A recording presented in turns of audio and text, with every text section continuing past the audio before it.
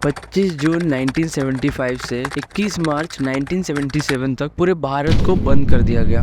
क्यों? एक कहानी सुनाऊं? 1975 में भारत के प्रेसिडेंट फखरुद्दीन अली अहमद ने भारत की पहली lady prime minister Shrimati Indira Gandhi उनके कहने पर कॉन्स्टिट्यूशन के आर्टिकल 352 के तहत पूरे भारत में स्टेट ऑफ इमरजेंसी डिक्लेयर कर दिया। और इस इमरजेंसी का कारण बताया जाता है इंटरनल डिस्टर्बेंस काफी बढ़ गई है। इस इमरजेंसी पीरियड में इलेक्शंस रुक गए, ह्यूमन राइट्स को खत्म करने की मनमानी की गई, इंदिरा गांधी के ऑपोजिशन में खड़े नेताओं को गिरफ्तार कर लिया गया और यहाँ तक कि प्रेस को भी बैन कर दिया गया। कहानी यहीं तक खत्म नहीं हुई, बट वेट, इससे पहले अगर हमारे चैनल पे आप नए हैं चैनल को सब्सक्राइब जरूर कर दें और नोटिफिकेशन ऑन कर लें नए वीडियोस के लिए।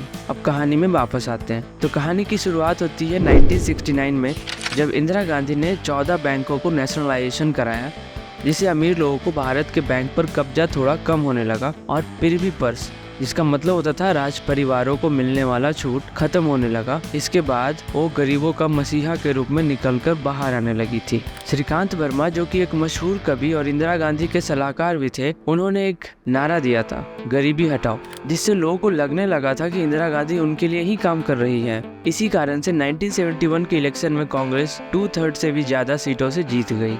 इस इलेक्शन में इंदिरा गांधी भी उत्तर प्रदेश की रायबरेली लोकसभा से 1 लाख से ज्यादा वोटों से चुनी गई थी। उन्होंने अपने प्रतिद्वंदी और संयुक्त सोशलिस्ट पार्टी के प्रत्याशी राजनारायण को हराया था। राजनारायण उत्तर प्रदेश के वाराणसी के प्रखर समाजवादी नेता थे। उनके इंदिरा गांधी से कई मसलों पर नीतिगत मतभेद थे, इसलिए वो कई बार उनके खिलाफ रायबरेली से इलेक्शन लड़े और हारते रहे। फिर वर्ष 1971 में उन्हें हार का मुंह देखना पड़ा, लेकिन उन्होंने इंदिरा गांधी का इस जीत को इलाहाबाद कोर्ट में चुनौती दी और यहीं से शुरू होता है देश में राजनीतिक उथल पुथल का दौर। राजनारायण के कोर्ट में प्रसिद्ध वकील शांति भूषण थे। हाईकोर्ट में दायर अपनी याचिका में राजनारायण ने इंदिरा गांधी पर सरकारी मशीनरी और संसाधनों के दुरुपयोग का भ्रष्टाचार का आरोप लगाया था। यह मामला राजनारायण बनाम उत्तर प्रदेश से जाना जाता था। वकील शांति भूषण ने सरकारी मशीनरियों का दुरुपयोग सिद्ध करने के लिए एक एग्जाम्पल दिया कि प्रधानमंत्री के सचिव यशपाल कपूर ने राष्ट्रपति द्वारा उनका इस्तीफा मंजूर होने से पहले ही इंदिरा गांधी के लिए काम करना शुरू कर दिया था, जो कि सरकारी मशीनरी के दुरुपयोग का पुख्ता सबूत था। उस समय इलाहाबाद हाईकोर्ट के जज जगमोहन लाल सिन्हा ने अपने फैसले में माना कि इंदिरा गांधी ने सरकारी मशीनरी और संसाधनों का दुरुपयोग किया, इसीलिए जनप्रतिनिधित्व कानून के अनुसार उनका सांसद चुना जाना अवैध है। अदालत ने अगले 6 साल तक उन्हें कोई भी चुनाव लड़ने पर रोक लगा दी। ऐसी स्थिति में इंदिरा गांधी के पास राज्यसभा में जाने का रास्ता भी नहीं बचा था। अब उनके पास प्रधानमंत्री पद छोड़ने के सिवा कोई दूसरा रास्ता नहीं था।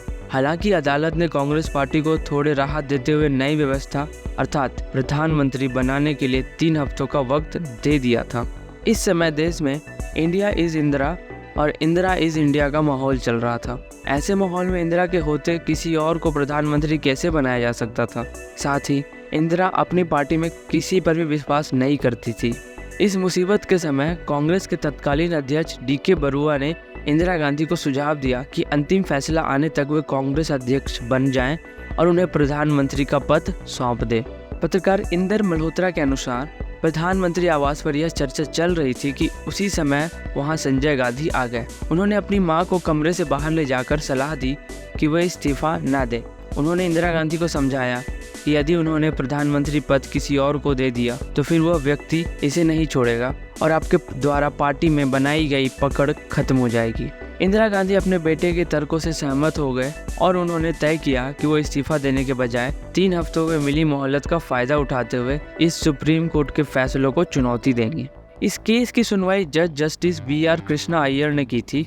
जज ने अपने फैसले में कहा कि वह इलाहाबाद हाई कोर्ट के फैसले पर पूर्ण रोक नहीं लगाएंगे। सुप्रीम कोर्ट ने इंदिरा को प्रधानमंत्री बने रहने की अनुमति तो दे दी, लेकिन कहा कि वो अंतिम फैसला आने तक सांसद के रूप में मतदान नहीं कर सकती। कोर्ट की उठापटक के बीच बिहार, गुजरात में कांग्रेस के खिलाफ छात्रों का आंदोलन भी बढ़ रहा था। बिहार में इस आंदोलन को हवा दे रहे थे जयप्रकाश नारायण। सुप्रीम कोर्ट के फैसले के अगले दिन यानी 25 जून को दिल्ली के रामलीला मैदान में जयप्रकाश नारायण की रैली थी। जयप्रकाश ने इंदिरा गांधी के ऊपर देश में लोकतंत्र गला घोटने का आरोप लगाया और रामधारी सिंह दिनकर की कविता के अंश सिंहासन खाली करो कि जनता आती है का नारा बुलंद किया था। जयप्रकाश ने विद्यार्थियों, सैनिकों और पुलिस वालों से अपील की कि वो इस दमनकारी निरंकुश सरकार के आदेशों का पालन ना करें, क्योंकि कोर्ट ने इंदिरा को प्रधानमंत्री पद से हटाने को बोल दिया है। बस इसी रैली के आधार पर इंदिरा ने स्टेट ऑफ इमरजेंसी लगाने का फैसला किया। इसके अलावा इंदिरा के खिलाफ पूरे देश में जन आक्रोश बढ़ रहा था। इसमें छात्र और संपूर्ण विपक्ष एकजुट हो गए थे। कोर्ट के आदेश ने इंदिरा की हालत को पंगु बना दिया था, क्योंकि इंदिरा अब संसद में वोट नहीं डाल सकती थी और उनके पार्टी के किसी भी नेता पर भरोसा नहीं था। इसके अलावा इंदिरा को लगा कि जयप्रकाश के आह्वान पर सेना तख्ता पलट कर सकती है। इंदिरा को आपातकालीन लगाने का सबसे बड़ा बहाना जयप्रकाश द्वारा बुलाया गया असहयोग आंदोलन था। इसी आधार पर इंदिरा ने 26 जून 1975 की सुबह राष्ट्र के नाम पर अपने संदेश में कहा कि जिस तरह का माहौल देश में चल रहा है, एक व्यक्ति अर्थात जयप्रकाश नारायण द्वारा बनाया गया है। इस पर यह जरूरी हो गया है कि देश में स्टेट ऑफ इमरजेंसी लगाया जा सके, ताकि देश की एकता और अखंडता की रक्षा की जा सके। इस प्रकार देश में पहला राष्ट्रीय आपातकालीन यानी नेशनल इमरजेंसी 25 जून 1975 में लगा, जो कि 21 महीने तक यानी कि 21 मार्च 1977 तक चला था। इस तरह इंदिरा गांधी द्वारा देश में लगाया गया आपातकाल भारत के राजनीतिक इतिहास में एक अमिट घटना बन गया है। तो ये कहानी कैसी लगी कमेंट में ज़रूर बताएं और चैनल को सब्सक्राइब करें। तब तक के लिए जय हिंद।